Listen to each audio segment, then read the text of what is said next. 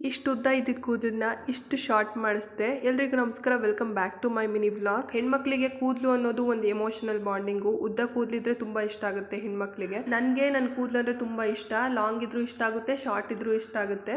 ಇಷ್ಟು ಉದ್ದ ಇದ್ದಿದ್ದು ಕೂದಲನ್ನ ಯಾಕೆ ಕಟ್ ಮಾಡಿಸ್ತಿದ್ದೀನಿ ಅಂದರೆ ತುಂಬ ಡ್ರೈ ಮತ್ತು ಫ್ರಿಝಿ ಆಗಿ ಸ್ಪ್ಲಿಟ್ ಎಂಡ್ಸ್ ಜಾಸ್ತಿ ಆಗೋಗಿತ್ತು. ಹಾಗಾಗಿ ಹೇರ್ ಕಟ್ ಮಾಡಿಸೋಣ ಅಂತ ಹೋದೆ. ಒಂದು 2 ವರ್ಷನೇ ಆಗೋಗಿತ್ತು ನಾನು ಹೇರ್ ಕಟ್ ಮಾಡಿಸಿ. ಪ್ರೆಗ್ನೆನ್ಸಿಲೆಲ್ಲ ಕಟ್ ಮಾಡಿಸ್ಬಾರ್ದು ಅಂತಾರೆ. ಅದಾದಮೇಲೆ ನನಗೆ ಟೈಮೇ ಆಗಲಿಲ್ಲ ಕಟ್ ಮಾಡಿಸೋದಕ್ಕೆ. ಸೊ ಇವಾಗ ಕಟ್ ಮಾಡಿಸೋಣ ಅಂತ ಹೋಗಿದ್ದು. ನಾನು ಮದುವೆಯಾಗಿ ಬೆಂಗಳೂರಿಗೆ ಬಂದಾಗಿಂದನೂ ಇವ್ರ ಹತ್ರನೇ ನಾನು ಹೇರ್ ಕಟ್ ಮಾಡಿಸೋದು. ಬೇರೆ ದೊಡ್ಡ ದೊಡ್ಡ ಸಲೂನ್ಗಳಲ್ಲೂ ಹೇರ್ ಕಟ್ ಮಾಡಿಸಿದ್ದೀನಿ, ಬಟ್ ನಂಗೆ ಅಷ್ಟು ಇಷ್ಟ ಆಗಲ್ಲ. ಹಾಗಾಗಿ ಇವ್ರ ಹತ್ರನೇ ಬರ್ತೀನಿ ನಾನು. ಇವ್ರ ಸಲೂನ್ ಇರೋದು ಬಗ್ಲುಗಂಟೆ ರಾಮಯ್ಯ ಲೇಔಟಲ್ಲಿ.